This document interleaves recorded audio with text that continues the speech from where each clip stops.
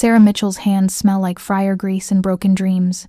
She scrubs them for the third time in the staff bathroom at Rosie's Diner, watching brown water circle the drain. The industrial soap doesn't help. It never does. After 8 hours flipping burgers and dodging handsy customers, the smell just becomes part of you, settles into your pores like shame. Her reflection in the cracked mirror shows a woman who used to be pretty, maybe still is, underneath the exhaustion. 29 years old, but her eyes look 40. Dark circles that no amount of concealer can hide. Hair pulled back in a ponytail so tight it gives her headaches, because loose hair near the griddle violates health codes, and she can't afford to lose this job. Can't afford to lose anything else. Her phone buzzes. A text from Mrs. Chen, her neighbor who watches 6-year-old Ethan after school. Running late at bingo. Ethan's fine. Gave him crackers.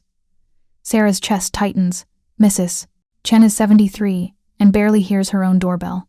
But she's free childcare, and Sarah's budget doesn't accommodate better options. She types back a quick, "Thank you," adds a heart emoji she doesn't feel, and shoves the phone into her apron pocket. "Mitchell, you're up." Her manager Jerry sticks his head through the doorway. "Table 6 wants a word." Sarah's stomach drops. A word usually means complaint. Complaint means her tip disappears. She needs that tip. Ethan's school is asking for $35 for the field trip, and she's still $5 short. If you're enjoying this story so far, don't forget to hit the like button and subscribe. Drop a comment telling me where in the world you're watching from. I love hearing from you. She pastes on her customer service smile, the one that doesn't reach her eyes, and heads back to the floor. Table 6 is empty. Just cleaned plates and a $5 bill under the salt shaker. Sarah releases a breath she didn't know she was holding. $5.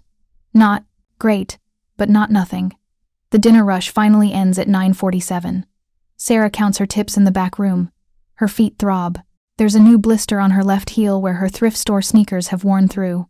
She'll wrap it with a Band-Aid and duct tape tonight and make it through tomorrow's shift. Jerry appears in the doorway again, clipboard in hand. "Need you to close tomorrow night." Stacy called in sick. "I can't." Sarah doesn't look up from counting quarters. "I have Ethan. Find a sitter." "I can't afford." "Then I'll find someone who can afford to keep this job." Jerry's voice carries that edge that means the conversation's over. 6 to midnight. Don't be late. He's gone before Sarah can argue. She closes her eyes and counts to 10. Gets to 6 before the anger dissolves into the usual exhausted acceptance. This is her life now. Since Ethan's father walked out 14 months ago, taking their savings and her trust, and any illusion that love was real, she walks home because the bus costs $2, and she needs those $2 for milk. Chicago in October cuts through her thin jacket like it's tissue paper. The loop empties out after dark, leaving just shadows and the occasional homeless person huddled in doorways. Sarah walks fast, keys laced between her fingers like her mother taught her, eyes forward, aware of every footstep behind her. 23 blocks. She counted them so many times she could walk it with her eyes closed. Past the pawn shop where she sold her engagement ring for $300 that lasted 2 weeks. Past the convenience store with bars on the windows. Past the elementary school where Ethan struggles with reading because she can't afford a tutor and the school says he doesn't qualify for extra help yet. Mrs. Chen's apartment smells like cigarettes and cats. Ethan sits on the floral couch that's probably older than Sarah, his tablet in his lap, headphones too large for his small head. He doesn't look up when she enters. "Baby." Sarah touches his shoulder. "Time to go home." Ethan removes one headphone. His brown eyes so much like hers, so much like the father who abandoned them meet hers briefly before sliding away. 5 more minutes? Now please.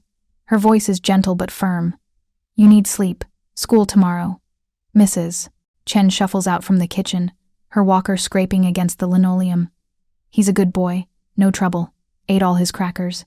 Sarah hands her $20 from her tip money. It's their arrangement. $20 a day, 5 days a week.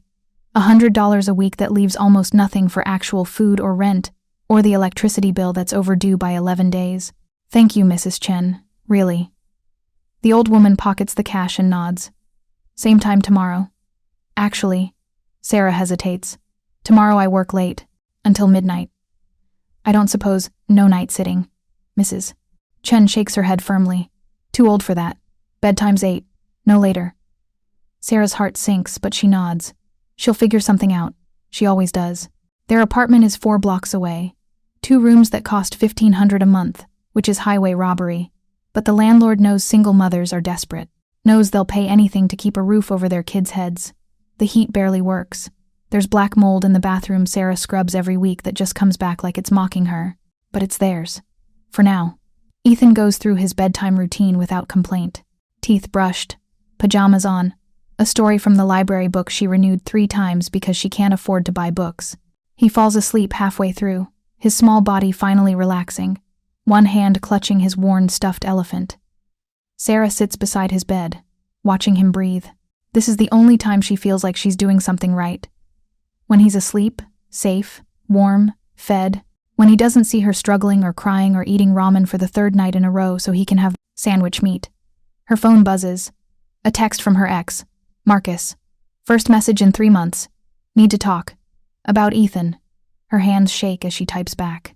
You owe $12,000 in child support. Let's talk about that. The 3 dots appear, then disappear, then nothing. She throws the phone on the couch and presses her palms against her eyes. Don't cry. Can't afford to cry. Crying takes energy she needs for tomorrow's double shift, and figuring out who can watch Ethan until midnight, and paying the electricity bill, and fixing the blister, and buying the field trip money, and 1,000 other small impossibilities that make up her life. Tomorrow, she'll handle it tomorrow. Tonight, she sits in the dark apartment, listening to her son breathe, and tries to remember what hope used to feel like. The next morning arrives too early. Sarah makes Ethan breakfast, scrambled eggs and toast, orange juice watered down to make it last longer, and gets him off to school. Her shift starts at 10. She has 30 minutes to walk to the diner, which means she has no time to figure out tonight's babysitting situation. She texts 3 people. Her cousin Jenny says she's in Milwaukee for work. Her former coworker Amanda doesn't respond. Her neighbor across the hall, the nice college kid who sometimes says hi, texts back, sorry, midterms. By noon, Sarah's panic is a living thing in her chest. Jerry makes it clear he's not joking about firing her. Ethan can't stay with Mrs. Chen past 8. She has no other options. At 2:30, during her break, she sits in the alley behind the diner and does something she swore she'd never do. She calls her mother. The phone rings 4 times. Then, Sarah? Hi, Mom. Her voice sounds small even to her own ears. It's been 6 months. I know. I'm sorry. I've been busy. Too busy to call your mother? The familiar guilt trip, right on schedule. Too busy to let me know my grandson is alive? Sarah closes her eyes. Mom, I need a favor. Silence. Then, what kind of favor? I need you to watch Ethan tonight. Just for a few hours. 6 to midnight. I have to work and... Absolutely not. The words hit like a slap. Sarah's grip tightens on the phone. Mom, please. I have nobody else. If I don't work this shift, I'll lose my job. Then you should have thought about that before you decided to have a child you couldn't afford. There it is. The thing her mother has thought since Sarah got pregnant at 22. The judgment that lives in every conversation they've had for the past 6 years. I didn't decide to have Marcus walk out. I didn't decide. You decided to stay with a man who was obviously going to leave. You decided to drop out of college. You decided to make one bad choice after another, and now you want me to clean up your mess? Her mother's voice is sharp, final. I'm not running a daycare, Sarah. Figure it out yourself. The line goes dead. Sarah sits in the alley, phone pressed to her ear, listening to the dial tone. A delivery truck rumbles past. Somewhere nearby, someone's playing music, bass thumping through concrete. The world keeps moving like her mother didn't just confirm what Sarah already knew. She's alone in this. She has always been alone in this. Jerry's watching when she comes back inside, suspicious of tears she didn't shed. Sarah ties her apron, washes her hands, pastes on the smile, makes it through the rest of her shift on autopilot. 6 o'clock arrives like a death sentence. Sarah picks up Ethan from Mrs. Chen's and explains that he needs to stay home alone for a few hours. His eyes go wide. By myself? Just until I get home. You know how to lock the door. You have your tablet. Don't answer the door for anyone, and call me if anything happens. She's trying to sound confident, trying not to show him how her hands are shaking. I'm scared. I know, baby, but you're brave. You're so brave, and Mommy will be home before you know it. She kisses his forehead, makes sure he has snacks and water within reach, triple checks the locks, and leaves her 6-year-old son alone in their apartment because America doesn't pay single mothers enough to afford childcare and dignity at the same time. The walk back to the diner takes forever. Guilt sits in her stomach like poison. Every block she thinks about turning around, calling Jerry, accepting the unemployment that will spiral them into homelessness. But she keeps walking, because rent is due in 5 days and she's 200 short. The evening shift is busier than usual. Sarah moves through it mechanically, refills coffee, takes orders, smiles at customers who don't see her as human, just as service. Her phone stays in her pocket, but she checks it every 15 minutes. No calls from Ethan. That's good.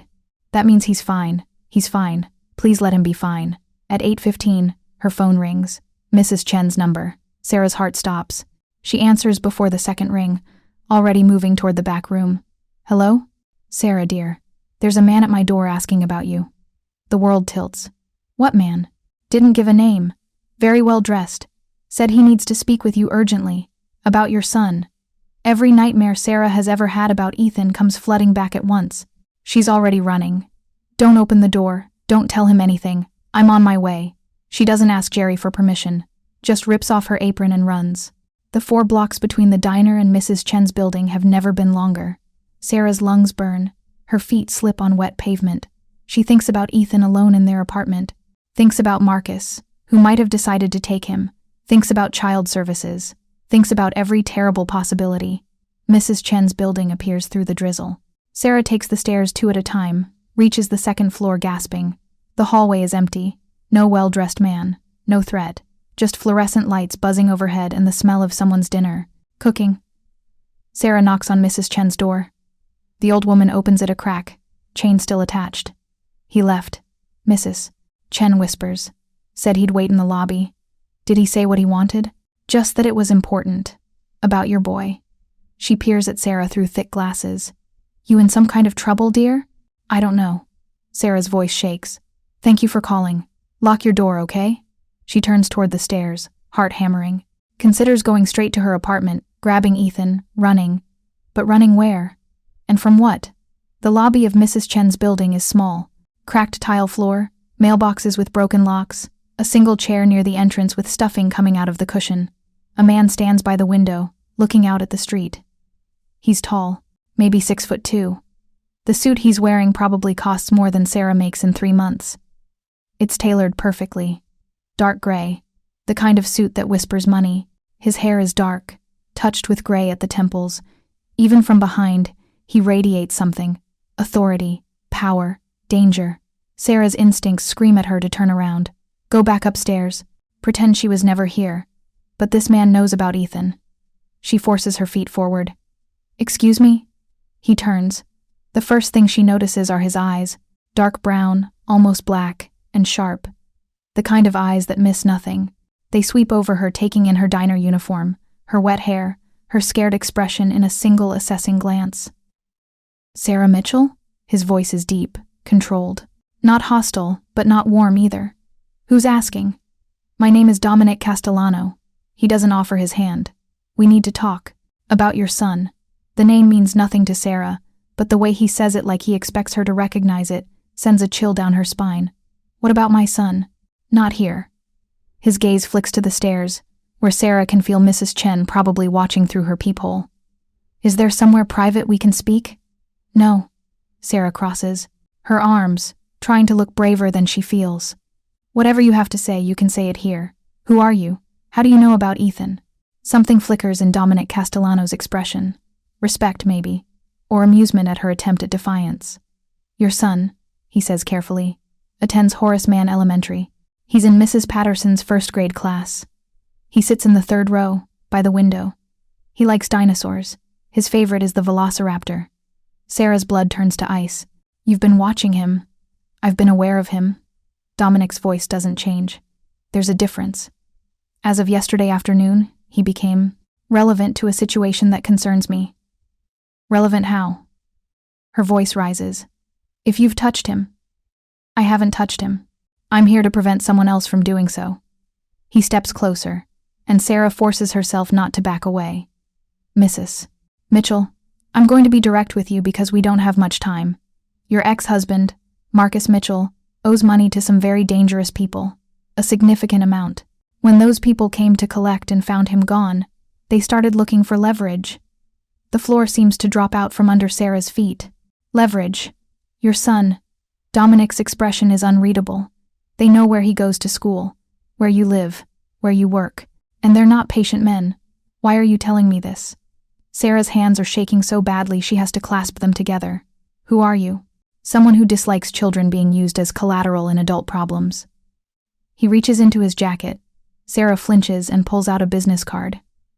Plain white, just a phone number printed in black. These people Marcus owes. They'll come for Ethan when they're ready. Could be tonight, could be tomorrow, but they will come. Sarah takes the card with numb fingers. You're telling me to run. I'm telling you that you have options. Dominic's voice is still level, but there's something underneath it now. Something that makes her. I think he's carefully controlling his words. You can run. You can go to the police, though they won't be able to help you until a crime has been committed. Or you can accept help from someone who can actually protect you and your son. From you. Sarah's laugh comes out broken. You show up, tell me my kid's in danger, and expect me to just trust you? No. For the first time, his expression shifts. Something almost human appears in those cold eyes. I expect you to be terrified and suspicious, and probably smart enough to tell me to go to hell. But I'm also betting you're desperate enough to at least consider it. He's right. And that's what makes it worse. Sarah looks at the business card, then back at this stranger in his expensive suit. Why do you care? What's in this for you? Dominic is quiet for a long moment. When he speaks, his voice is different, softer, though not by much. I have a daughter, 4 years old. Her name is Isabella. She has special needs, autism, sensory processing disorder, severe anxiety. She doesn't speak. She rarely sleeps.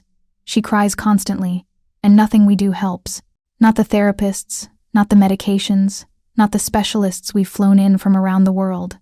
He stops, and Sarah sees something raw flash across his face. Nothing helps. And a man who can control an entire city can't control his own child's suffering. His jaw tightens. So when I hear about a single mother's child being targeted because of her worthless ex's debts, I take an interest.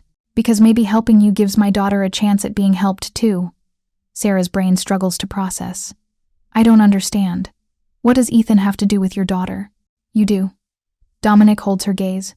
2 nights ago, my daughter had what her doctors call a meltdown episode. She cried for 6 hours straight. Nothing worked. My staff, the doctors, me all useless. Then one of my men happened to be driving past the children's park on 5th. He saw a woman with a little boy, and that woman was using sign language. Sarah's breath catches. My man stopped, watched. Your son was having what looked like a sensory overload moment. Too much stimulation from the playground. And you.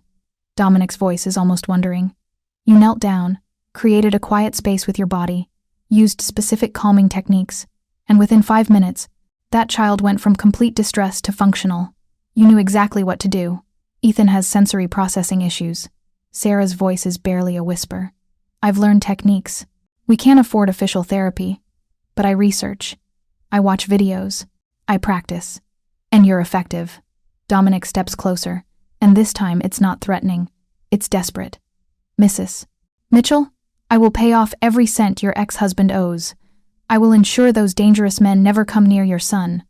I will give you a safe place to live, resources, anything you need. In exchange, I need you to do for my daughter what you did for your son in that park. Sarah stares at him. This can't be real. Men like him, clearly wealthy, clearly powerful, don't beg single mothers for help. You want me to. What? Be her nanny? I want you to save her. The words come out fierce, and Sarah sees it clearly now. The desperation of a father watching his child suffer, and being powerless to stop it. I want you to give her what every expert and specialist hasn't been able to. Peace. Even just for a moment. I'm not a therapist. I don't have credentials or, I don't care about credentials. I care about results. His voice drops. My daughter is hurting. She's scared and overwhelmed and trapped in a world she can't navigate. You understand that world. You live in it every day with your son. That makes you more qualified than anyone I've found. Sarah's mind races. Every logical part of her brain screams that this is insane. She doesn't know this man. Doesn't know what he's really involved in. Though she can guess from the suit and the calm way he talks about dangerous people that it's nothing legal. Going with him could be walking straight into worse danger. But Ethan alone in their apartment right now. Ethan, who has men looking for him because his father is a coward and a thief. If I say no? Her voice cracks. Then I leave, and I sincerely hope you find a way to protect your son, because the people Marcus owes don't forgive debts. Dominic's expression is unreadable again. But understand, Mrs. Mitchell, they will come. Maybe not tonight, maybe not tomorrow, but soon. And when they do, a lock on your apartment door won't stop them. He turns toward the exit. Wait. The word escapes before Sarah can stop it. Dominic pauses, doesn't turn around. Sarah thinks about Ethan's face when she left him alone, thinks about the $1,500 rent and the overdue electric bill and Marcus's $12,000 in unpaid child support, thinks about dangerous men and her 6-year-old son who likes dinosaurs and needs her to keep him safe, thinks about a 4-year-old girl who cries and can't be comforted, and a desperate father who would make a deal with a struggling waitress if it meant easing his daughter's pain. If I do this, she says slowly, I need guarantees, in writing, about Ethan's safety, about my rights, about you'll have them. Dominic turns back, and something like relief crosses his features. My attorney will draft everything. You and your son will be safe. You have my word, the word of a man I just met, the word of a father who would burn this city down to protect his daughter. His eyes meet hers. I understand you don't trust me. You'd be stupid to. But I'm not asking you to trust me. I'm asking you to trust that a father's desperation is honest. Sarah looks at the business card still clutched in her hand. At this stranger who somehow knew about her son's condition, who watched her in a park and saw something worth this insane proposition. She thinks about running, about police, about all the normal logical things she should do. Then she thinks about Ethan's voice asking, I'm scared. Okay, she whispers, but I need to get my son first, right now, before anything else. Dominic nods once. My car is outside. We'll go together. The car waiting outside Mrs. Chen's building is exactly what Sarah expects and somehow still shocking. A black Mercedes S-Class with windows tinted so dark she can't see inside. A driver in a suit stands by the rear door, his posture military precise, his eyes scanning the street with the kind of awareness that makes Sarah's skin prickle. This is real. This is actually happening. Mrs. Mitchell. Dominic gestures to the open door. His voice is courteous, but it's not a request. Sarah climbs in, and the interior smells like leather and expensive cologne. The seats are softer than her mattress. There's more legroom than her entire apartment's living room. The door closes with a solid thunk that sounds like a vault ceiling. Dominic slides in beside her, maintaining a respectful distance. Your address? She rattles it off, her voice sounding strange in the quiet car. The driver pulls away from the curb smoothly, and Sarah watches her neighborhood slide past through those dark windows. Everything looks different from inside this car. Smaller, dirtier, like she's already left her old life behind. Her phone buzzes. She jumps, fumbling for it. A text from Jerry. Where the hell are you? You walked out mid-shift. Don't bother coming back. Sarah stares at the screen. She just lost her job. The job she's worked for 2 years. The job she degraded herself daily to keep. Gone in a single text message. Problem? Dominic's voice is neutral. I just got fired. She shoves the phone back in her pocket, fighting the hysterical laugh building in her chest. I ran out on my shift. You won't need that job. It's a statement of fact, not comfort. Or any job. If you agree to help my daughter, you'll be compensated fairly. Compensated. The word tastes foreign. Sarah has never been compensated fairly for anything in her life. How much? We'll discuss details once you meet Isabella. First, I need to see if you can actually help her. He's watching her carefully. If you can't, you and your son will still be protected from your ex's debts. That's not contingent on success, but the long-term arrangement depends on results. It's honest, at least. Sarah appreciates that more than she should. And if I can help her, then you'll have a place in my household for as long as you want it. Housing, security, medical care, education for your son, a salary of $10,000 a month. Sarah's brain stutters to a halt. $10,000, monthly, non-negotiable. Dominic's expression doesn't change. My daughter's well-being is worth more than money. If you can give her peace, even occasionally, you'll have earned every cent. $10,000 a month. Sarah makes barely $2,000 now, working 60-hour weeks and destroying her body. $10,000 would mean Ethan's field trips, new shoes that fit, therapy sessions, books, everything she's denied him, because poverty doesn't care about good intentions. The car pulls up outside her building. Sarah's stomach clenches at the sight of it, peeling paint, Cracked steps. The window on the second floor that's been broken for 3 months. This is her life. This shabby, desperate, barely surviving life. "I'll wait here," Dominic says. "Bring your son down. Pack whatever you need for tonight. My men will collect the rest of your belongings tomorrow." "We're leaving tonight?" Sarah's voice climbs. "But we can't just, the people your XOs know where you live." Dominic's voice is patient but firm. "Staying here tonight is not an option. You'll come to my estate. We'll see if you can help Isabella. Then we'll discuss the arrangement in detail." Sarah's hands shake as she unbuckles the seatbelt. This is insane. She's getting into a stranger's car with her son, going to his house, trusting a man she met 30 minutes ago.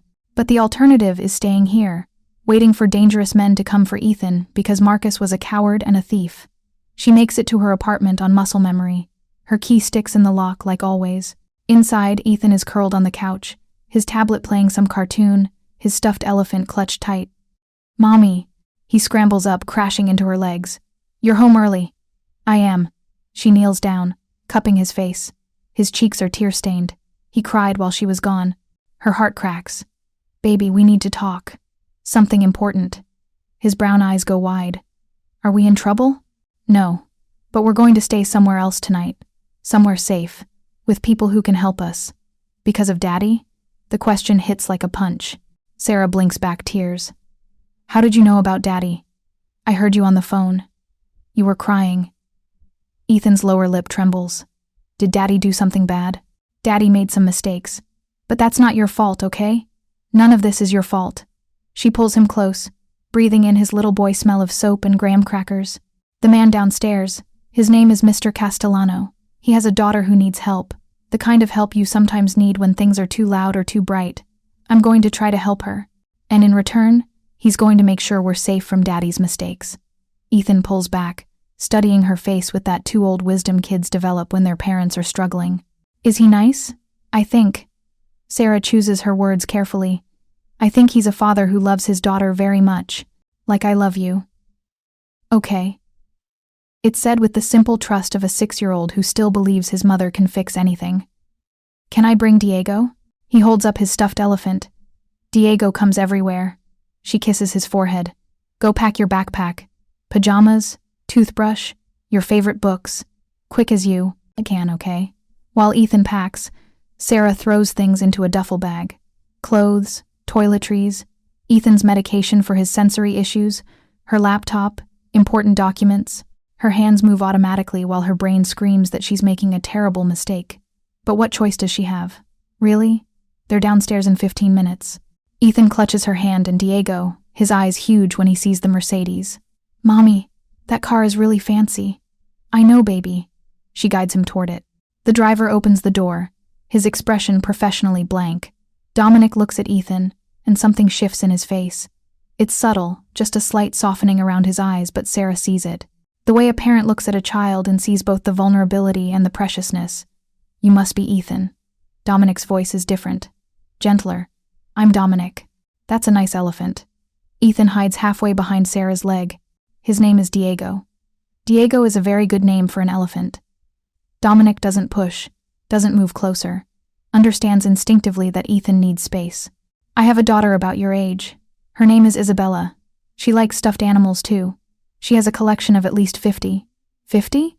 Ethan's eyes go wider. "That's a lot." "It is. Maybe she'll show you when we get to the house." Dominic glances at Sarah. "Ready?"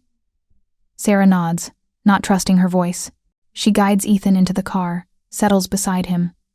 The driver closes the door, and they're moving again, leaving behind the apartment where Sarah fought for 2 years to keep them afloat. The city passes by. They leave Sarah's neighborhood, the liquor stores with bars on windows, the check-cashing places, the bus stops where people wait in the cold, and enter a different Chicago. Tree-lined streets, buildings that look maintained, cars that cost what Sarah makes in a year. Then they leave the city entirely. The estate is in Lake Forest, 45 minutes north. Sarah knows this area only from pictures. Old, money, lakefront property, the kind of homes that have names instead of addresses. The Mercedes turns through iron gates that open automatically, drives down a tree-lined driveway that seems to go on forever. The house appears through the trees like something from a movie. 3 stories of stone and glass, windows glowing warm against the night. wings extending on either side of a central entrance with massive double doors. Manicured lawns even in October. Security lights illuminating perfect landscaping. This isn't a house, it's a statement of power. Ethan's grip on Diego tightens. Mommy, it's a castle. It's very big. Sarah agrees, her own anxiety spiking. She doesn't belong here. She's a waitress with grease under her fingernails and a high school diploma. This world isn't meant for people like her. The car stops. The driver opens the door, and Sarah helps Ethan out. The air smells different here. Cleaner. Like pine and lake water and money. Dominic leads them to the entrance. The doors open before he can reach for them. More staff, Sarah realizes. People whose job is to open doors. The interior is exactly what she expected. Marble floors that reflect chandelier light. A staircase that curves upward, like something from a palace. Artwork on the walls that's probably worth more than Sarah will earn in her lifetime. Mr. Castellano. A woman appears, middle-aged and efficient-looking in a neat black dress. Dr. Chen is with Isabella now. Another episode. She's asking for you. Something cracks in Dominic's controlled expression. How long? 2 hours. The woman's voice is sympathetic. Nothing's working. He turns to Sarah. Wait here. Then he's moving, taking the stairs 2 at a time, his composure finally breaking into urgency. Sarah stands in the massive foyer with Ethan pressed against her side, their cheap duffel bag looking obscene against the marble and gold. A man in a suit security, based on his posture and the subtle bulge under his jacket, stations himself near the entrance, watching them, making sure they don't touch anything expensive, probably. Mommy, I'm scared, Ethan whispers. Me too, baby. Sarah crouches down to his level.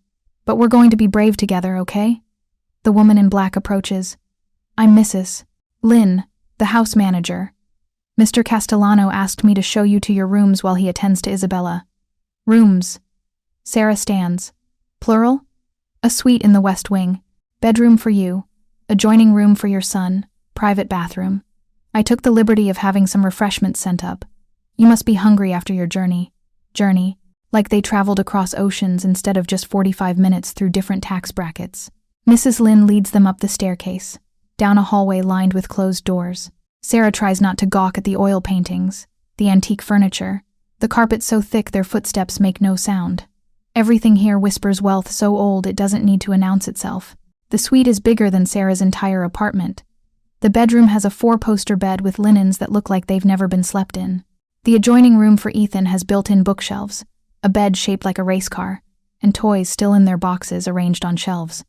I wasn't sure what your son would like, Mrs. Lynn says, noting Sarah's expression. Mr. Castellano wanted him to feel comfortable. If there's anything else you need, just press the intercom button. She gestures to a panel by the door. I'll leave you to settle in. Mr. Castellano will send for you when he's ready. Then she's gone, and Sarah and Ethan are alone in rooms that cost more than Sarah's yearly income to furnish. Ethan touches the race car bed tentatively, like it might disappear. Is this really for me? I think so. Sarah's voice sounds hollow. This generosity feels wrong. Too much, too fast. What's she walking into? A soft knock on the door makes them both jump. Sarah opens it to find a young man, in kitchen whites, pushing a cart with covered dishes. Mrs. Lynn said you might be hungry. He sets up the food on a small table by the window, real china plates, cloth napkins, more food than Sarah and Ethan could eat in a week. Grilled chicken, vegetables that look fresh, not canned, bread that's clearly not from a plastic bag, fruit cut into perfect pieces, juice in actual glass bottles. If you need anything else, just call down to the kitchen. He's gone before Sarah can process a response. Ethan climbs into one of the chairs, staring at the spread. Mommy, is this all for us?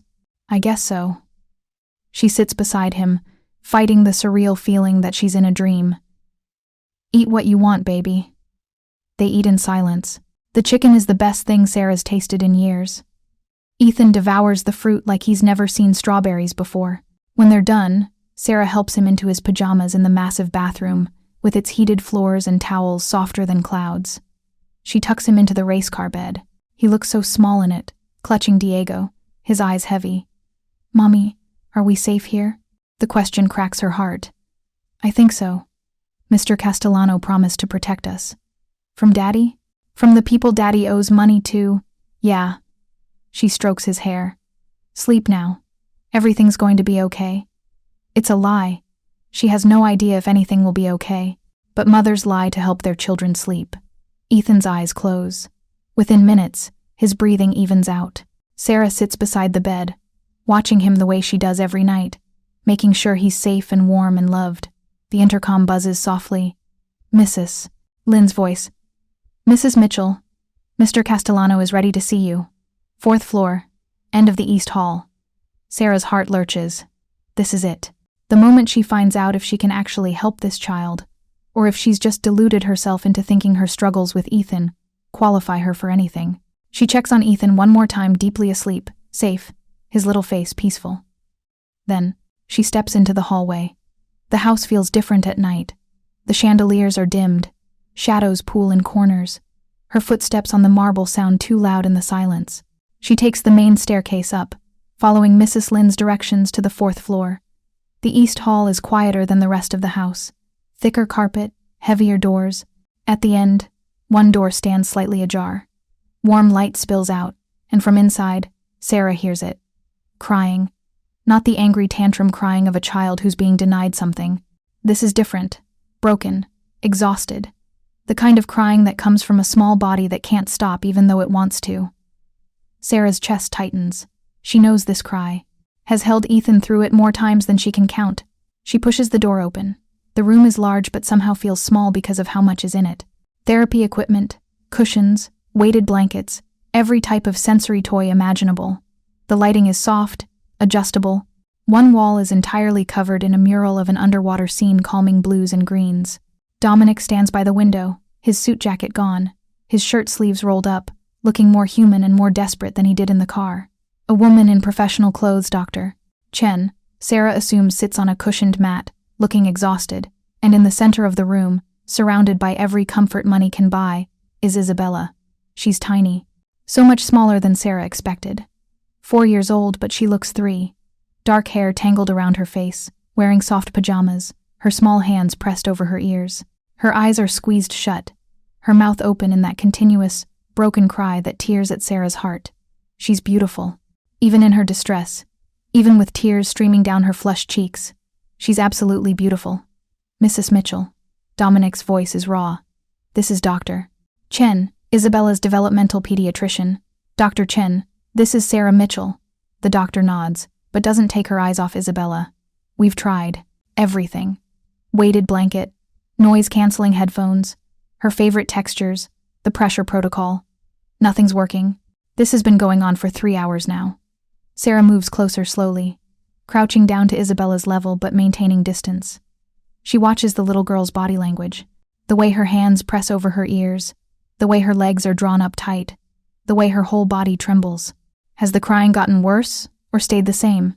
Sarah asks quietly. Dr. Chen looks surprised at the question. Worse about an hour ago, then plateaued. Any triggers you identified? Changes in environment, new foods, different routine? We went to a birthday party this afternoon. Dominic's voice is tight. I thought it would be good for her. Socialization. But there were so many children, so much noise. Sarah nods. Sensory overload. The party overloaded her system, and now she's stuck in fight or flight. Her nervous system is so overwhelmed it can't regulate itself back to baseline. She looks at Isabella, this tiny girl trapped in her own distress, and makes a decision. I'd like to try something. But I need everyone except Isabella and me to leave the room. Dr. Chen bristles. I don't think, please. Sarah keeps her voice gentle but firm. Too many people. Too much energy in the room. She needs to feel safe, and right now she's surrounded by anxious adults. That's just adding to her overwhelm. Dominic studies Sarah for a long moment, then he nods. Dr. Chen, wait outside. I'll be right there. The doctor leaves, clearly unhappy. Dominic moves toward the door, then hesitates. If you hurt her, I have a son who experiences this exact thing. Sarah meets his eyes. I would never hurt a child. Ever. He nods once and leaves, pulling the door almost closed behind him. Sarah is alone with Isabella. The little girl's crying hasn't stopped, but Sarah notices it's changed slightly. Less panicked now that the room is quieter. Small progress. Sarah sits, down on the floor, several feet away from Isabella. She doesn't try to touch her, doesn't speak directly to her. Instead, she starts humming, low and rhythmic. The same lullaby her grandmother taught her, the one she uses with Ethan. Isabella's crying stutters. Just for a second. Sarah keeps humming. She begins rocking gently, a natural soothing motion. Not watching Isabella directly, eye contact can be overwhelming during sensory overload. Just existing in the space, providing calm, predictable energy. Minutes pass. Sarah's voice is steady, soft. The humming becomes a cocoon of sound, drowning out the overwhelming silence that's probably echoing in Isabella's overstimulated mind. Slowly, carefully, Sarah shifts position, lies down on her side on the floor, still humming, making herself smaller, less threatening. She extends one hand, palm up, toward Isabella, not touching, just offering. More minutes pass. The crying gets quieter, less desperate. Then Sarah feels it, the smallest touch against her palm. Isabella's fingertips, pressing into Sarah's hand. Sarah's heart nearly stops, but she keeps humming, doesn't change her breathing or her rhythm, just accepts the touch, keeping her hand steady and warm. Isabella's fingers grip tighter. Her crying reduces to hiccuping breaths. "You're okay," Sarah whispers, still not looking directly at her. "You're safe. I know it was too much today. Too loud, too bright, too many people. I know it feels like your body won't stop shaking, but it will. I promise it will." She feels Isabella move closer, inch by inch. "My son, Ethan, he gets like this sometimes, when everything is too much and his body forgets how to calm down. Do you know what I do?" Sarah keeps her voice soft, rhythmic. "I help him remember that he's safe, that the scary feelings will pass, that he's not alone. If you're hooked on this story, make sure to subscribe and turn on notifications so you never miss an upload. Your support means everything and helps me bring you more emotional stories like this one." Isabella's small body presses against Sarah's side. The crying has stopped, replaced by shuddering breaths. "Can I hold you?" Sarah asks quietly. Sometimes pressure helps. Sometimes being held makes the scary feelings smaller. A tiny nod against her ribs. Sarah carefully, slowly, wraps her arms around Isabella. The little girl is so small, so fragile. She buries her face in Sarah's chest, her small fists gripping Sarah's shirt. Sarah begins the deep pressure protocol she uses with Ethan. Firm, steady pressure on Isabella's back, her arms, creating the sensation of safety that weighted blankets try to replicate, but human touch does better. She keeps humming, keeps her breathing slow and even, letting Isabella's nervous system sync with hers. "That's it," Sarah whispers. "You're doing so good, so brave. The feelings are getting smaller now, aren't they?" Isabella's breathing begins to match Sarah's. The trembling in her small body eases. She lets out one more shuddering breath, then goes still, not frozen, relaxed. Her fingers uncurl from Sarah's shirt. "Better?" Sarah asks. Another tiny nod. They stay like that, curled together on the floor of this room that has every expensive therapy tool imaginable. But what Isabella needed was the one thing money can't buy. Someone who understands. The door opens quietly. Dominic stands there, Dr. Chen behind him, both staring at the scene before them. Isabella, finally calm, held in the arms of a stranger, who somehow gave her what 3 hours of professional intervention couldn't. "She's regulating, doctor," Chen breathes. Her breathing, her posture. She's actually regulating. Dominic's face is unreadable. He moves forward slowly, kneels beside Sarah and Isabella. "Bella?" His voice is so gentle it makes Sarah's throat tight. "Baby girl?" Isabella lifts her head from Sarah's chest. Her eyes are puffy, her face tear-stained, but she's calm, present. She looks at her father then, at Sarah, then back to her father. Her small hand reaches for his. He takes it, and Sarah sees his eyes go glassy. "Papa," Isabella whispers. It's so quiet, Sarah almost misses it. "I'm here, baby." Dominic's voice cracks. "I'm right here." Isabella doesn't let go of Sarah's shirt with her other hand. She's holding both of them now, anchoring herself with the two people in this moment who make her feel safe. "Mrs. Mitchell." Dominic looks at Sarah, and there's something naked in his expression. Gratitude, relief, and something close to awe. "How did you?" "I just listened to what she was telling me." Sarah strokes Isabella's hair gently. She was scared and overwhelmed, and needed to know someone understood. Sometimes that's all any of us need. "Doctor." Chen steps forward, professional curiosity overriding her earlier skepticism. "The technique you use, the humming, the non-confrontational positioning, the deep pressure, where did you study?"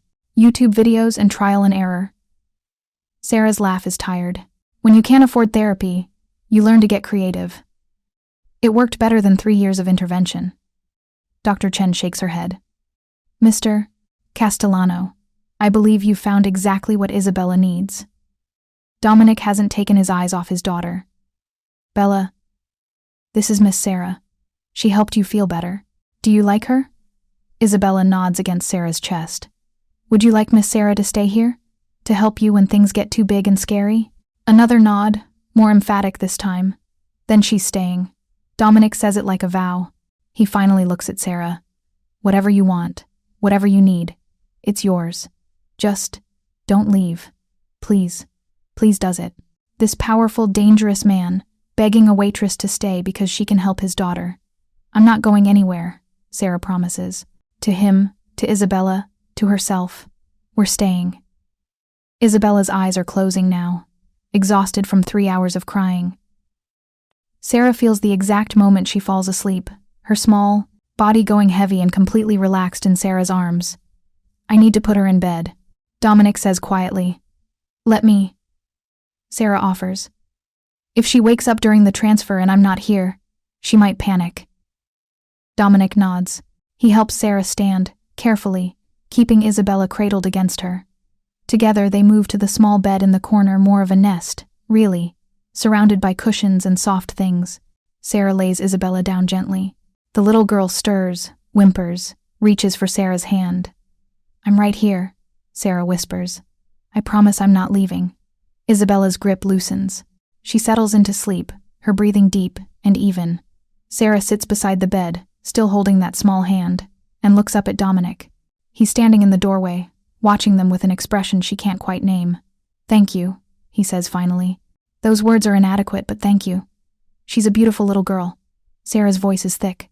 She deserves to feel safe. She does. Dominic moves closer, but not too close, still maintaining that careful distance. And so do you and Ethan. I meant what I said. Whatever you need, it's yours. I need to understand what I'm getting into.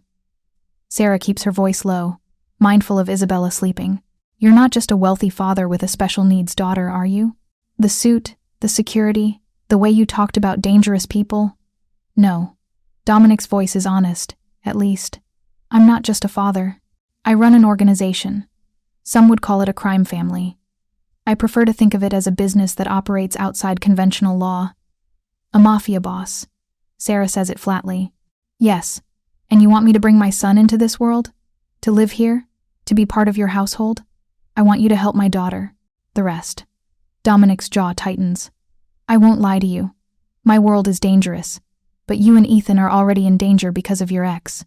At least here, you'll have protection, resources, a chance at something better than surviving paycheck to paycheck. He's right, and Sarah hates that he's right. What about Ethan's schooling, his therapy, his normal life? He'll attend the best private school in the city. He'll have access to every therapist, every specialist. He'll have the childhood you've been trying to give him on a waitress's salary. Dominic's voice is matter of fact, and he'll be protected by people who are very good at their jobs. Sarah looks down at Isabella, still sleeping, still holding her hand. Thinks about Ethan downstairs in his race car bed, finally safe for the first time in 14 months. Think about the life she's been living versus the life being offered. I need rules, she says finally. Boundaries. I'm not your employee. I'm not a staff. If I'm helping Isabella, I'm doing it as… what? A consultant? A specialist? Family. Dominic's voice is firm. You're doing it as a family. That's the only way this works. Isabella needs consistency, trust, attachment. She needs you to be someone permanent, not someone who might leave when a better offer comes along. Family. The word hangs between them. I barely know you, Sarah whispers. Then we'll get to know each other, for Isabella's sake, if nothing else. Dominic crouches down beside her, finally at eye level. I'm not asking you to trust me completely. I'm asking you to try. For 1 week. Stay here, help my daughter, let me prove that this arrangement can work. If at the end of 1 week you want to leave, I'll pay off your ex's debts and make sure you and Ethan are protected, no strings attached. And if I stay, then we figure this out together. You help Isabella. I keep you safe. We both do what parents do best, Protect our children at any cost. Sarah studies his face, sees the exhaustion there, the desperation that matches her own. Two parents, from completely different worlds, trying to save their kids from different kinds of danger. 1 week, she says finally. Trial period. If it doesn't work, if Isabella doesn't improve, or if I feel like Ethan's in danger here, we leave with no debt to you. Agreed. Dominic extends his hand. Sarah shakes it. His grip is firm, warm, the handshake of someone who keeps their word. Welcome to the family, Sarah Mitchell. The words should terrify her. Instead, watching Isabella sleep peacefully for the first time in hours, feeling the small hand still gripping hers, Sarah feels something she hasn't felt in 14 months. Hope, maybe dangerous, maybe foolish, but hope nonetheless. The first 3 days are a blur of adjustment and discovery. Sarah wakes that first morning in the most comfortable bed she's ever slept in, momentarily panicked when she can't remember where she is. Then it floods back the car, the estate, Isabella crying, the handshake that changed everything. Ethan is already awake, sitting in his race car bed with Diego, exploring the toys on the shelves with careful, disbelieving hands. When he sees Sarah, his face breaks into a smile. Mommy, is this real? Did we really get to stay here? We really get to stay. She pulls him into a hug. For a while anyway. But baby, we need to talk about some rules. She explains as much as she can in 6-year-old terms. Mr. Castellano is helping them because Sarah is helping his daughter. They're safe here, but they need to be respectful and careful. They can't talk about Mr. Castellano's business with anyone outside this house. And most importantly, Ethan needs to always tell Sarah if anything makes him uncomfortable. Ethan processes this with his usual solemn wisdom. Mr. Castellano is like a superhero. He has secrets, but he helps people. It's a generous interpretation of a Mafia boss, but Sarah doesn't correct him. Let him believe in heroes a little longer. Mrs. Lynn shows them breakfast in a dining room that could seat 20. Dominic is already there, dressed in another perfect suit, reading something on his tablet. He looks up when they enter. Good morning. I hope you slept well. Like the dead, Sarah admits, then winces at her word choice. Dominic's mouth quirks in what might be amusement. Isabella had a good night. No episodes. She woke around 6, asking for you. Sarah's heart twists. I should have been there. You needed sleep. Doctor. Chen stayed with her until she settled. Dominic gestures to the chairs. Sit. Eat. Then I'd like you to spend the morning with Isabella. Get to know her. Build the trust you established last night. Breakfast is another surreal experience. Fresh fruit, pastries that melt on Sarah's tongue, eggs cooked to order by a chef she doesn't see but whose skill she can taste. Ethan is delighted by the chocolate croissants, eating 3 before Sarah cuts him off. Dominic watches them with that unreadable expression. Ethan, I understand you like dinosaurs. Ethan's eyes go wide. You know about dinosaurs? A little. My assistant's son is fascinated by them. He's always teaching me facts. Dominic's voice is measured but not unkind. Did you know that the velociraptor was actually much smaller than movies depict? Only about the size of a large turkey, but with really sharp claws.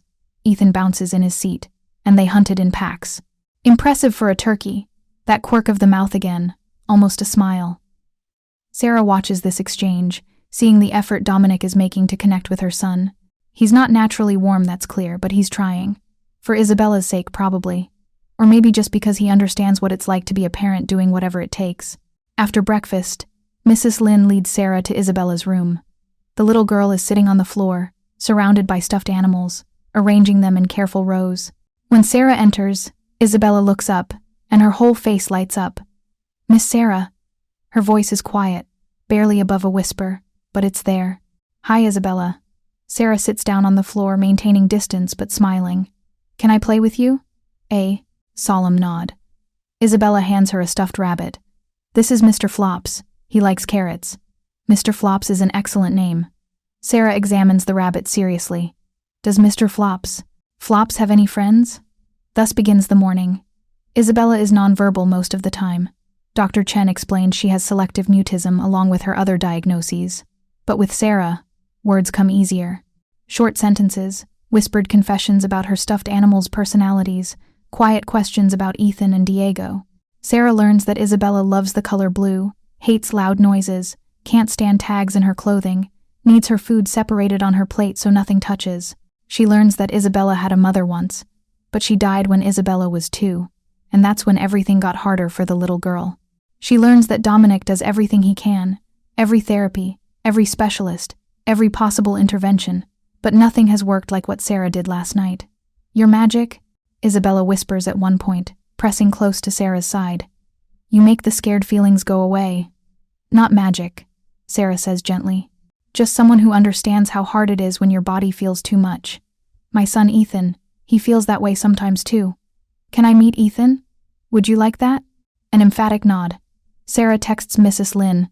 They gave her a phone this morning, top of the line, already loaded with all the house contacts.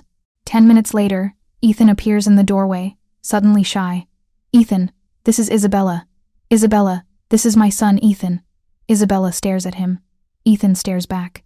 Then Isabella holds up her favorite stuffed animal, a purple unicorn. "This is Lady Sparkle. Do you want to hold her?" Ethan's face breaks into a smile. "Okay." That's how it starts.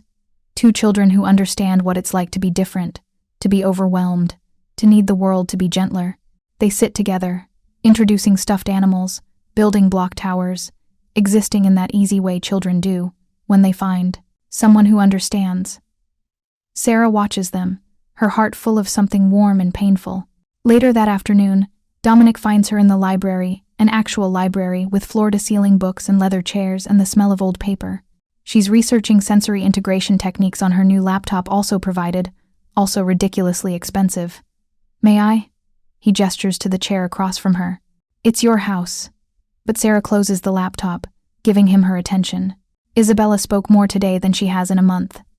Dominic's voice is carefully controlled, but Sarah hears the emotion underneath. "Dr. Chen said," she laughed. "Actually laughed, playing with your son. They're good for each other. They understand each other." "Yes."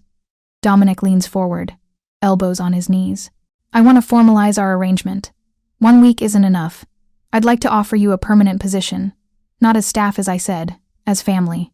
You'll have complete autonomy in how you work with Isabella, full access to resources. Your salary will be $15,000 a month, not 10. Sarah's breath catches. 15. And I'm establishing trust funds for both children, equal amounts. 2 million each, accessible when they turn 25. The numbers are incomprehensible. Sarah's entire body goes cold, then hot. "That's too much. It's not nearly enough for what you're giving my daughter." Dominic's voice is fierce. "You're giving her the first real peace she's known since her mother died. That's priceless. The money is just money. Just money." Sarah laughs, but it comes out broken. "I've been drowning for a year and a half. I've eaten ramen for dinner so Ethan could have real food. I've worked myself sick for $2,000 a month. And you're offering what you're worth." Dominic's eyes are intense. "Say yes, Sarah. Stay. Help my daughter. Let me help your son. This can work." "I know it can." Sarah thinks about her apartment with its mold and broken heat.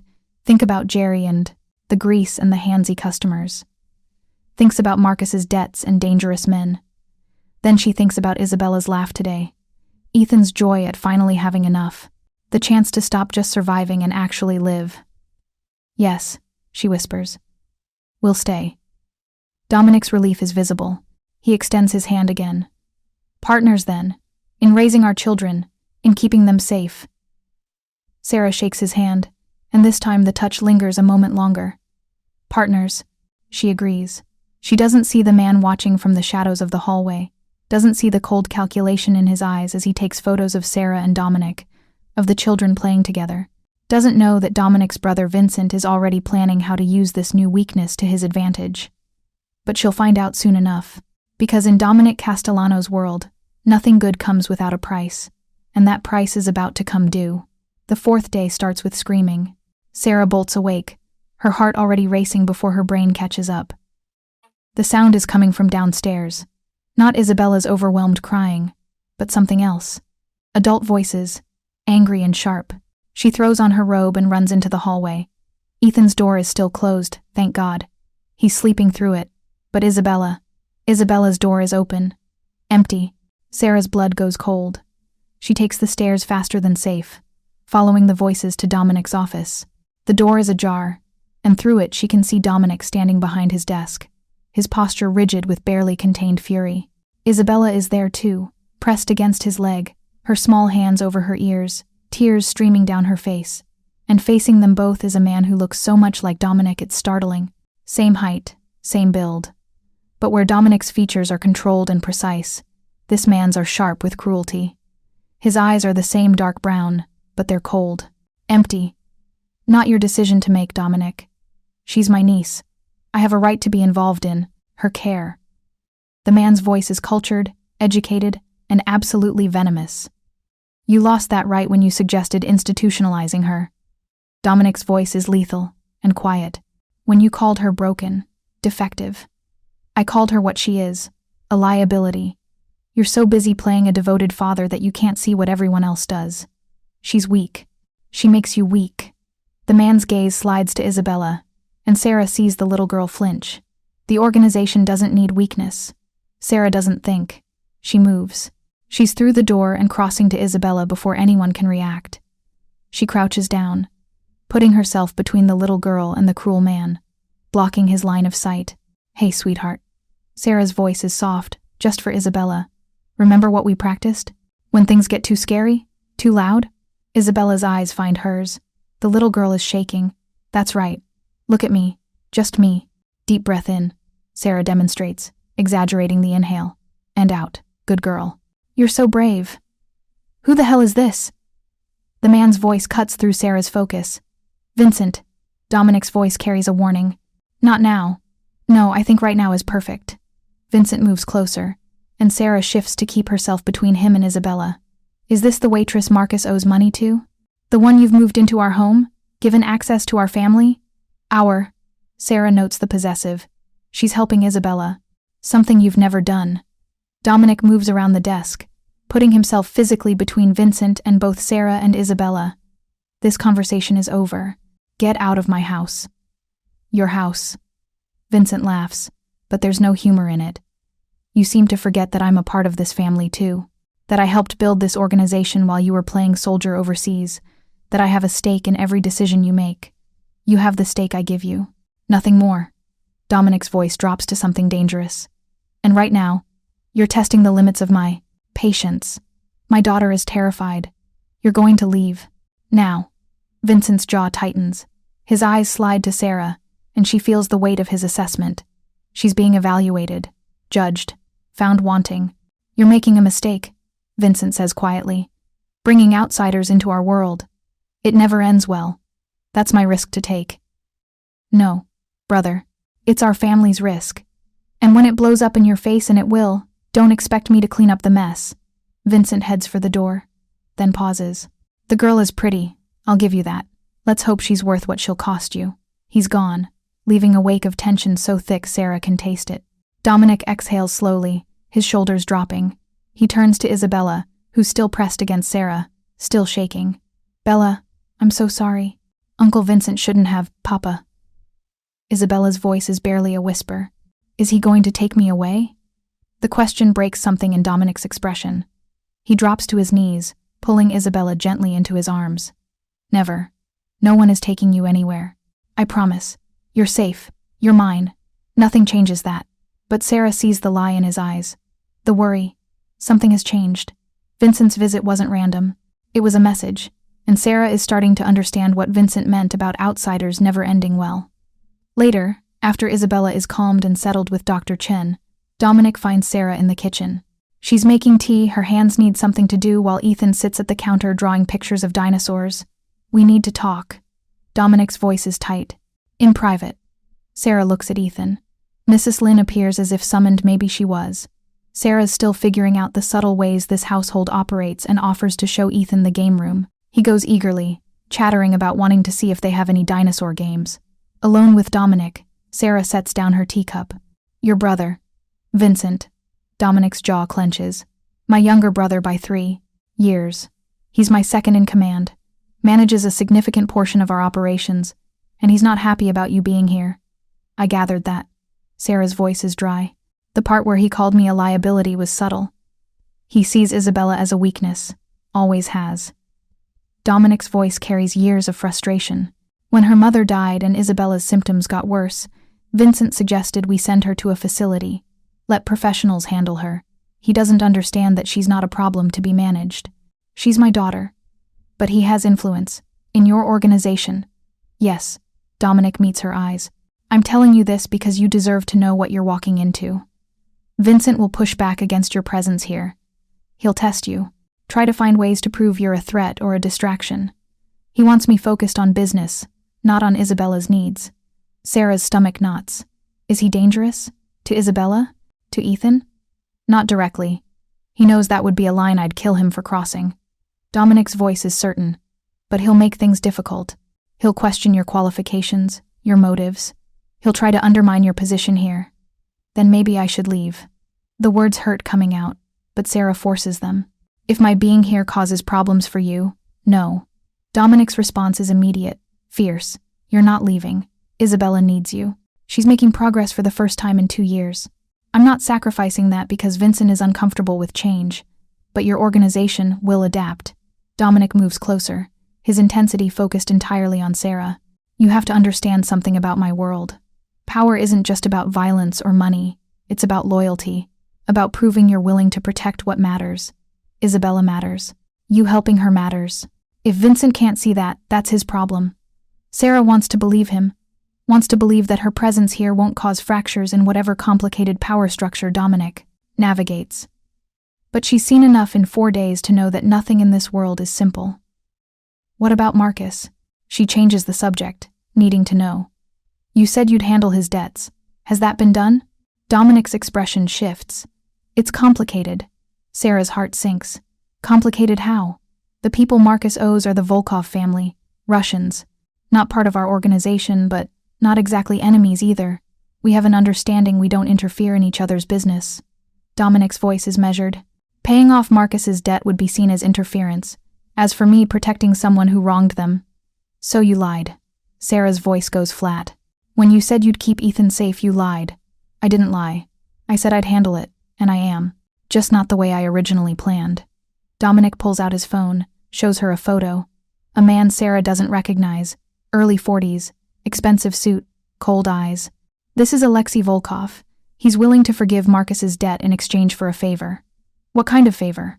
One of his shipments went missing 2 weeks ago. High-value merchandise that he believes was taken by someone in my organization. He wants me to find out who, return the merchandise, and deliver the thief to him. Dominic's voice is matter-of-fact, like he's discussing a business transaction and not someone's life.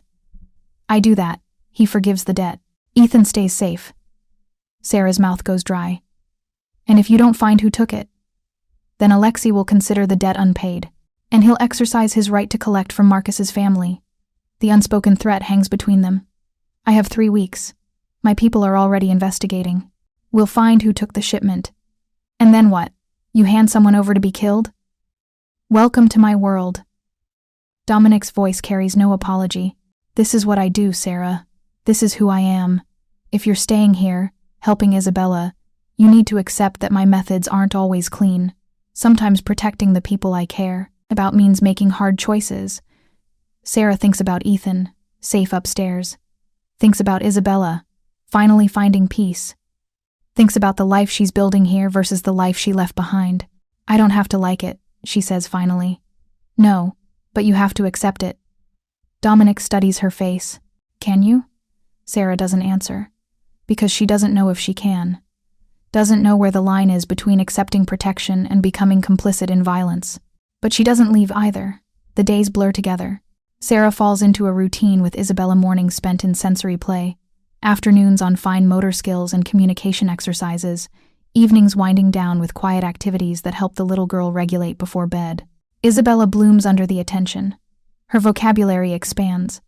Her episodes decrease from daily to once every few days, and when they do happen, Sarah can usually calm her within an hour. Ethan thrives too.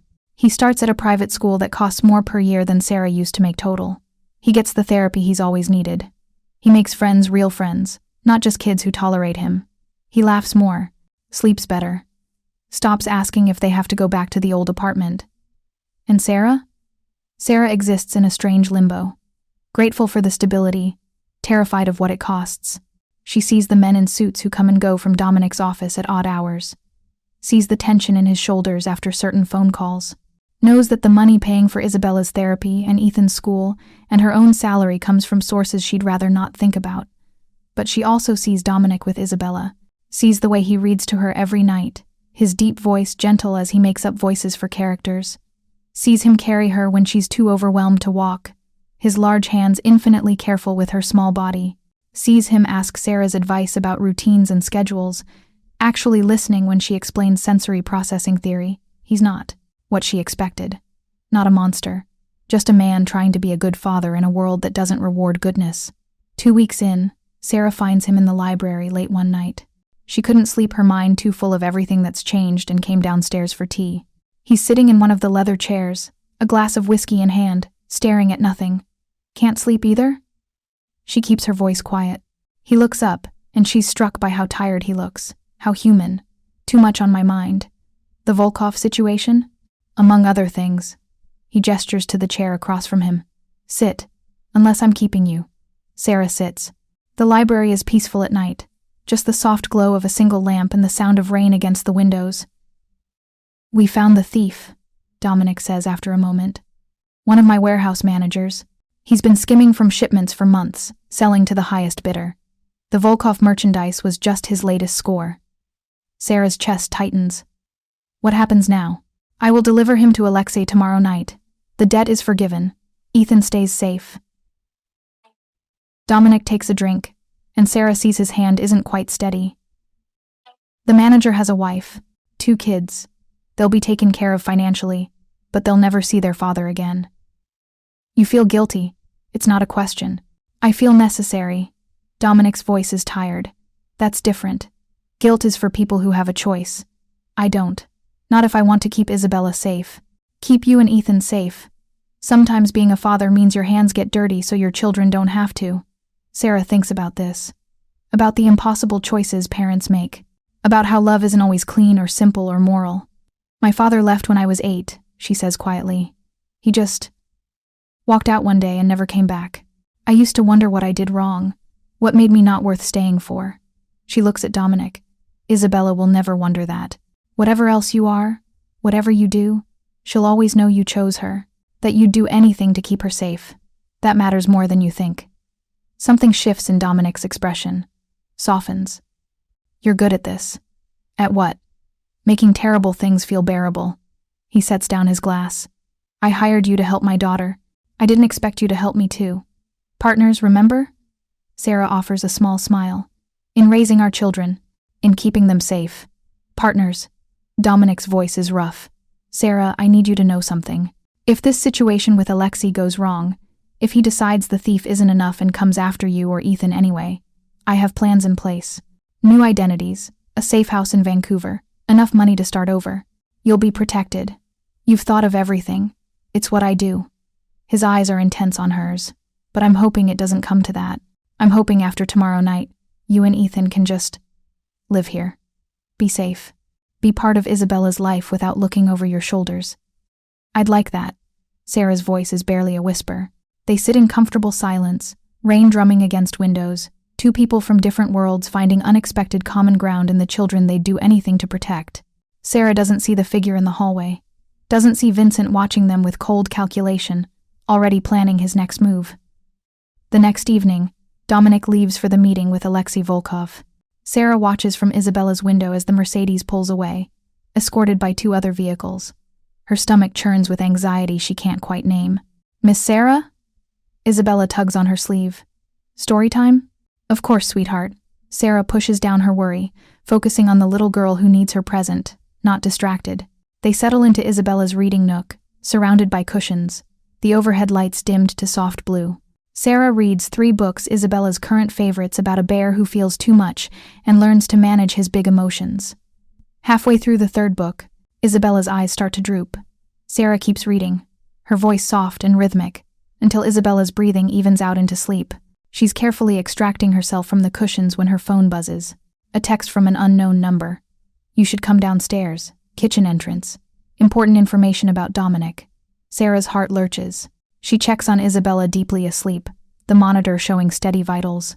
Ethan is in his room doing homework. Both children are safe. She shouldn't go.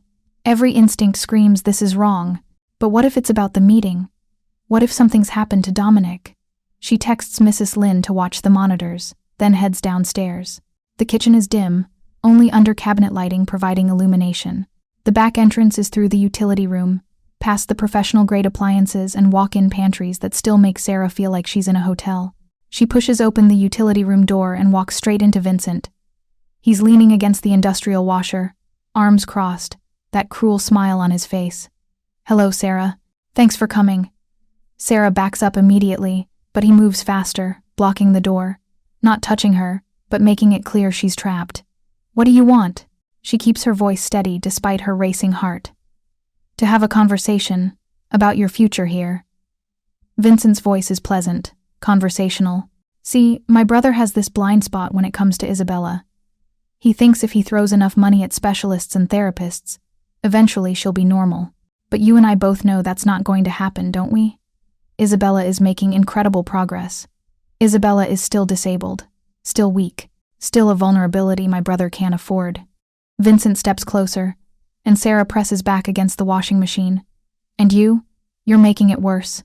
You're giving him false hope, making him think he can have both his daughter and his power. But he can't. Eventually, he'll have to choose." "That's not true. He can have both. Can he?" Vincent's smile widens. "Let me tell you how this ends, Sarah. You stay here, playing house, pretending you're part of this family. Isabella gets attached to you. Dominic gets comfortable. And then one day, someone like Alexei Volkov, or the Costello family, or any of the dozen people who want to see my brother fall realizes that you and your son are the perfect leverage." He pauses, letting the words sink in. "They take Ethan. They threaten his life unless Dominic gives them what they want. And Dominic, being the devoted father figure he's become, has to choose between his daughter's happiness and your son's life. What do you think he chooses?" Sarah's blood runs cold because she can see it. The scenario of Vincent's painting is entirely possible. Or, Vincent continues, let's say it's Isabella they take. They've already tried once, remember? Next time they might succeed. They hold her, knowing Dominic will give them anything to get her back. But now he's distracted, emotional, and making mistakes. And our organization suffers. People die.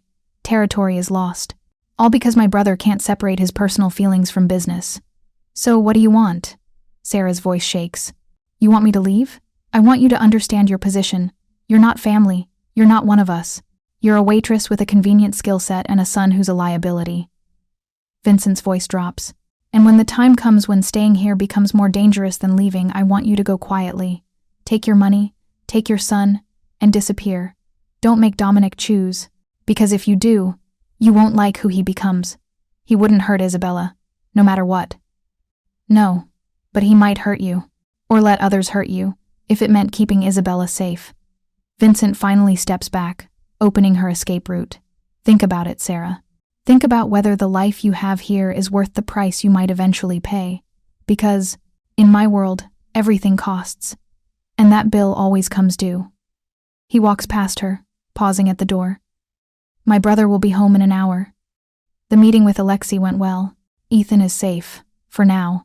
But safety is temporary, remember that." Then he's gone, leaving Sarah shaking in the dim utility room, his words echoing in her mind. She doesn't tell Dominic about Vincent's visit, doesn't know how to explain the conversation without sounding paranoid or weak. Instead, she goes through the motions, puts Ethan to bed, checks on Isabella one more time, retreats to her room. But she can't sleep. Vincent's words loop in her mind. Everything costs. That bill always comes due. Around midnight, she hears the cars return, hears Dominic's voice in the hallway, low and tired. Hears him check on Isabella, the soft creak of her door opening and closing. Sarah gets out of bed before she can second-guess herself, pulls on her robe and pads quietly down the hall to Isabella's room. Dominic is sitting in the chair beside Isabella's bed, watching her sleep. He's still in his suit, but his tie is loosened, his jacket discarded. He looks exhausted and relieved in equal measure. He sees Sarah in the doorway and doesn't seem surprised, just gestures for her to come in. She sits on the floor beside his chair, both of them watching Isabella's chest rise and fall in the blue-tinted darkness. "It's done," Dominic says quietly. "Alexei accepted the thief. The debt is forgiven. Ethan is safe. Good." Sarah's voice is thick. "That's good." They sit in silence. Then Sarah asks the question that's been eating at her. "The warehouse manager. The one you gave to Alexei. What was his name?" Dominic hesitates. Does it matter? To his wife and kids, yes. To me. She trails off. I need to know who paid the price for our safety. Robert Chen. I am 38 years old. I worked for my family for 6 years. My wife's name is Linda. My daughters are 12 and 9. Dominic's voice is flat, emotionless. The way people talk when feeling too much would break them.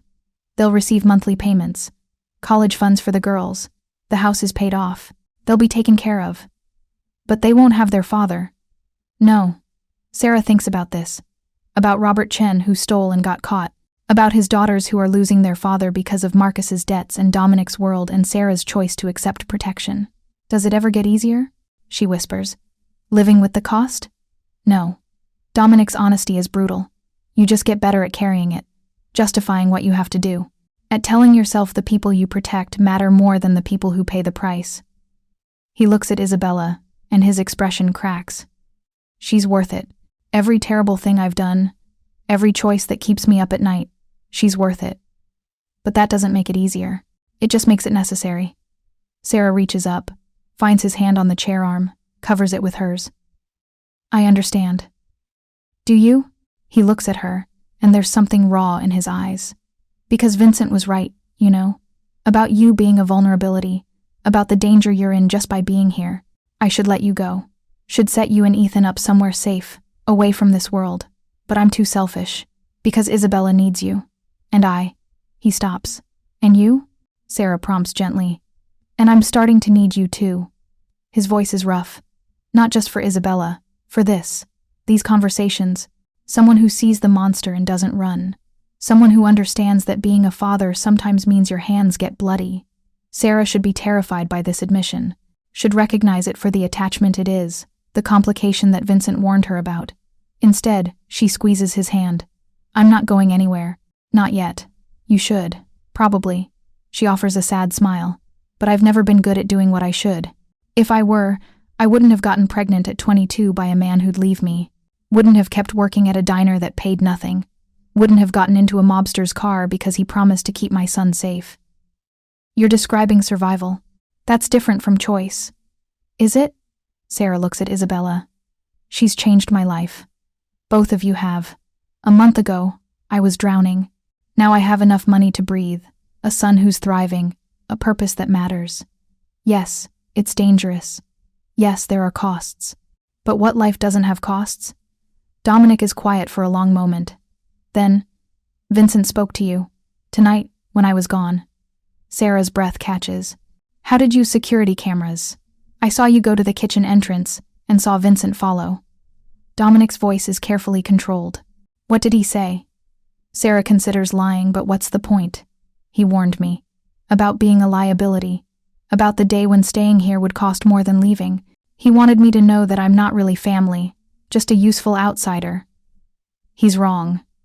Dominic turns to face her fully. You are family. You're the reason my daughter sleeps peacefully. The reason she laughs. The reason I have hope is that she might have something close to a normal life. His voice drops. Vincent doesn't understand that some things matter more than organizational efficiency, that loving people makes you stronger, not weaker.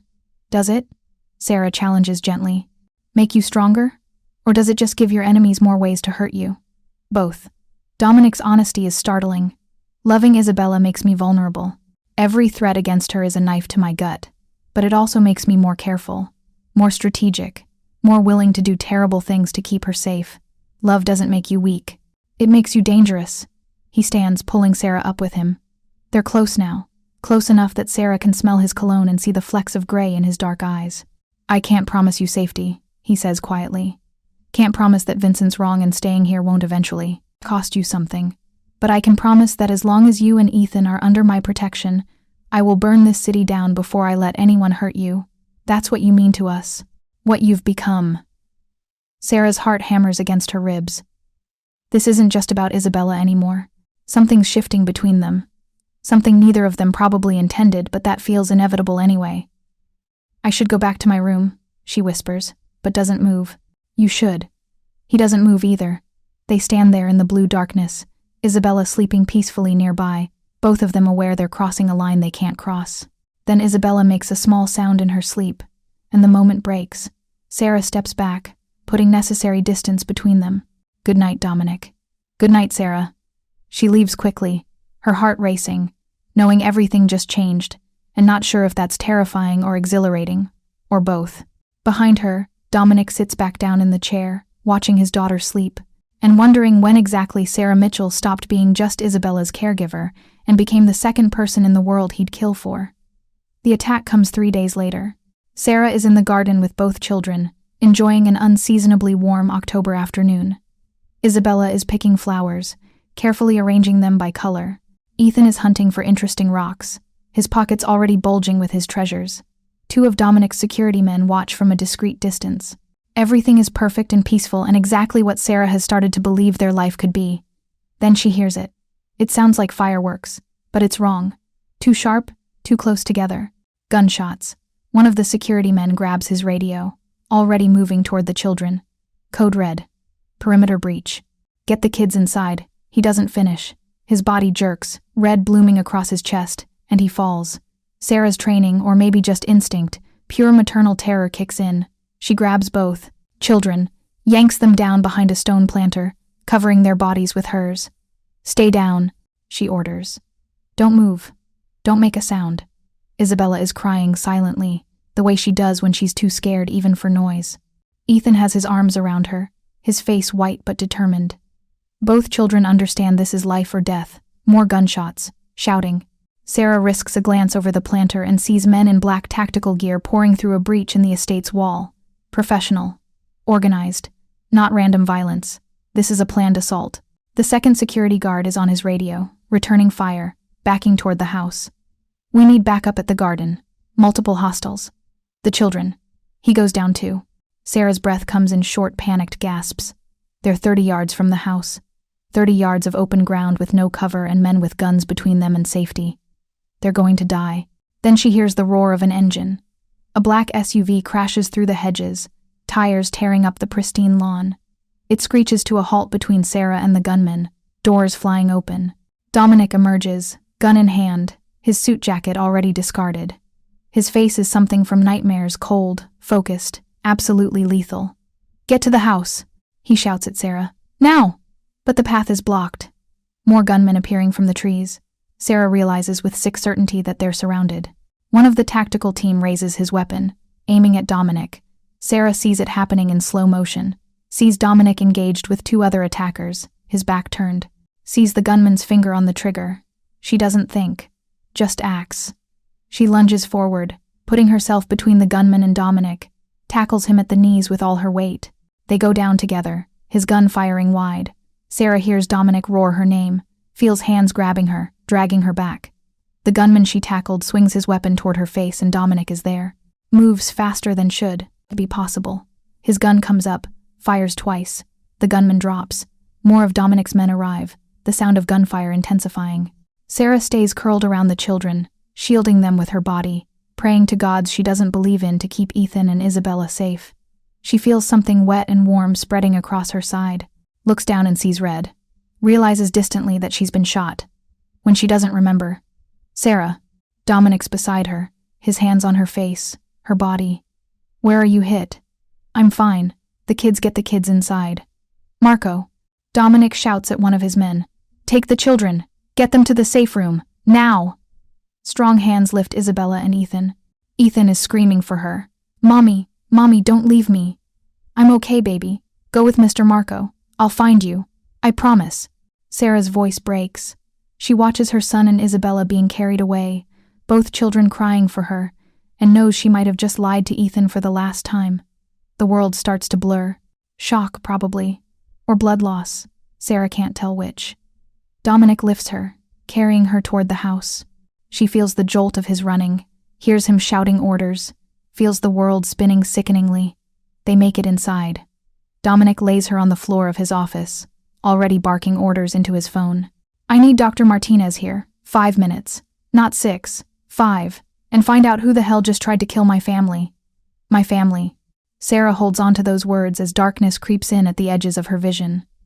Stay with me. Dominic's hands are on her side, pressing down. The pressure sends pain screaming through her. Sarah, look at me. Stay awake. The kids. Her voice sounds far away. Safe. Both safe. Marco has them in the panic room. No one's getting to them.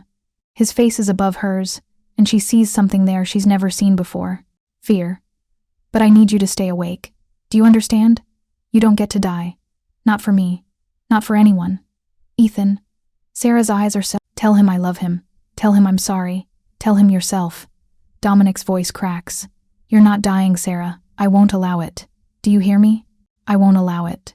But Sarah's already slipping away, down into darkness where there's no pain and no fear and no choices to regret. The last thing she hears is Dominic's voice, rough with desperation. Don't you dare leave us. Don't you dare. Then nothing. Sarah wakes to the sound of breathing. Not her own, though, that's there too, shallow and painful. But someone else's. Small, close, the kind of breathing that comes with sleep. She forces her eyes open. The room is dim, curtains drawn against daylight. Her side throbs with each heartbeat. Bandages wrap her torso tight, and curled against her uninjured side, small body pressed close, is Isabella. The little girl is awake, watching Sarah with those dark, serious eyes. You stayed, Isabella whispers. Sarah's throat is dry, but she manages. I promised. The door opens. Dominic enters, and when he sees Sarah's eyes open, something breaks across his face. Relief, joy, something fiercer. Behind him, Ethan appears. Mommy! Her son crashes into the bed, careful of her injuries, burying his face in her neck. You're awake, you're awake. Papa said you'd wake up, but I was scared. I'm okay, baby. Sarah's voice cracks. She looks at Dominic over Ethan's head. What happened? The Volkov family. Alexei's cousin decided the debt wasn't satisfied after all, wanted to send a message. Dominic's jaw tightens. They failed. And they're paying for it. Everyone safe? Everyone who matters. He moves closer, his hand covering hers. You took a bullet for me. Again. You have to stop doing that. Sarah manages a weak smile. Partners, remember? We protect each other. Isabella takes Sarah's other hand. Ethan is still pressed against her. And Dominic is watching them all with an expression that makes Sarah's chest tight. This strange, broken family they've become. The threat's over? Sarah asks. Completely. Dominic's voice is certain. I made sure of it. She doesn't ask what that means. Doesn't need to. So we're safe now. Really safe. Yes. He squeezes her hand. You're home, Sarah. Both of you. And you're staying. It's not a question. But Sarah answers anyway. Yes, we're staying. Isabella smiles. Ethan laughs. And Dominic's eyes promise everything that matters. Protection, belonging, family. Not the family Sarah planned, but the one she chose. The one worth fighting for, worth bleeding for, worth staying for. 6 months later, Isabella speaks in full sentences now. Laughs freely. Has manageable episodes that Sarah handles with practiced ease. Ethan thrives at his school, makes honor roll. Never asks about going back to the old life. And Sarah? Sarah runs the estate's new therapy center, helping other children like Isabella, other families who need understanding more than money. Dominic proposed on a quiet Tuesday. No grand gesture, just honesty. I love you. Isabella loves you. Ethan is already mine in every way that matters. Make it official. Sarah said yes, because some families are born, some are made, and some are forged in gunfire and desperation, and the fierce determination of parents who'd burn the world down to keep their children safe. They're that last kind, and they're perfect. Thank you so much for watching until the end. If you loved this story, check out the other videos on your screen now. I think you'll really enjoy them. And don't forget to subscribe if you haven't already. See you in the next story.